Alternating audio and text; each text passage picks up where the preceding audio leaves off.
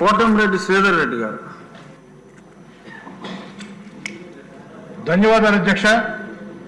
సూటిగా స్పష్టంగా రెండే నిమిషాల్లో చెప్తాను అధ్యక్ష. నేను మాట్లాడబోయే అంశం సభానాయకుడు గౌరవ ముఖ్యమంత్రి చంద్రబాబు నాయుడు గారికి వ్యతిరేకంగా గత వైఎస్ఆర్ కాంగ్రెస్ పార్టీ ప్రభుత్వంలో జరిగినటువంటి ఒక మహాకుట్ర. ఈ కుట్ర నేను మాట్లాడలేదు అధ్యక్ష. గత రాత్రి ఏబిఎన్ బిగ్ డిబేట్ లో వెంకటకృష్ణతో స్వయంగా సీనియర్ ఐఏఎస్ అధికారి, విశ్రాంత ఐఏఎస్ అధికారి పివి రమేష్ గారు చాలా స్పష్టంగా చెప్పారు అధ్యక్ష. గత రాత్రి ఏబిఎన్ బిగ్ డిబేట్ లో వచ్చిన అంశాలని ఈరోజు ఆంధ్రజ్యోతిలో ప్రముఖంగా వచ్చాయి అధ్యక్ష. దీంట్లో పివి రమేష్ గారు చెప్పినటువంటి మాట ఏమిటంటే, నేను ఏనాడు కూడా స్కిల్ డెవలప్మెంట్ కేసులో పొరపాటు జరిగింది అని చెప్పలేదు. స్కిల్ డెవలప్మెంట్ కేసులో ఆ యొక్క చంద్రబాబు నాయుడు గారిని జైల్లో పెట్టేదానికి ఆనాటి ముఖ్యమంత్రి జగన్మోహన్ రెడ్డి గారు ఫైళ్లు మాయం చేశారు. ఎందుకంటే ఏకకాలంలో 3 దగ్గరలో స్కిల్ డెవలప్మెంట్ లో, సిఐడిలో, సీఎంఓలో అంతా కూడా ఫైళ్లు మాయమని, ఈ మాయం కావాలంటే సీఎం ఆఫీస్ లో ఉండే పెద్దల జోక్యం ఉంటేనే సాధ్యం అవుతుందని చెప్పని వారు స్పష్టంగా చెప్పారు అధ్యక్ష. మరి ఈరోజు చంద్రబాబు నాయుడు గారి మీద జరిగినటువంటి కుట్ర ఒక వ్యక్తి మీద జరిగిన కుట్ర కాదు అధ్యక్ష.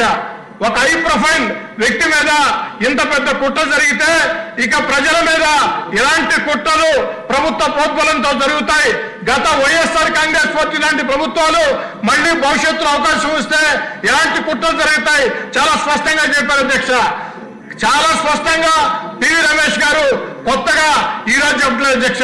గతంలో చంద్రబాబు నాయుడు గారిని అరెస్ట్ చేసినప్పుడు పివి రమేష్ గారు, అయ్యా వైఎస్ఆర్ కాంగ్రెస్ పార్టీలో అధికారులు additional advocate general PV Ramesh గారి వాంగ్మూలం ఆధారంగా చంద్రబాబు గారి మీద కేసు రిజిస్టర్ చేశామని చెప్తున్నారు. ఇది అవాస్తవం. స్కిల్ డెవలప్మెంట్ లో ఎలాంటి పొరపాట్లు జరగలేదు. కొన్ని లక్షల మందికి మేళ్లు జరిగాయి.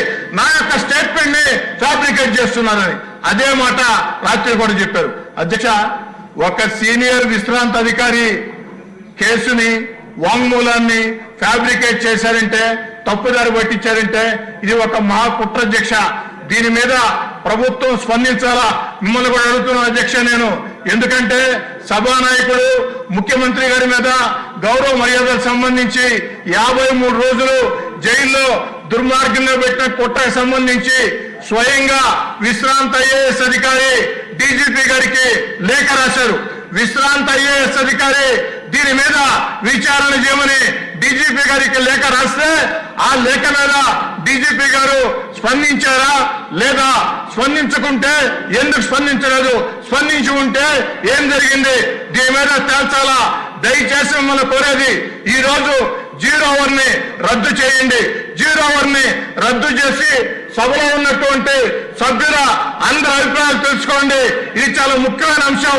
ఒక విశ్రాంత ఐఏఎస్ అధికారి స్వయంగా మీడియా ముందుకు వచ్చి చెప్తున్న మాట వారు కొత్తగా ఇప్పుడు చెప్పే మాటలు కాదు, ఆనాడే చెప్పి ఉన్నారు.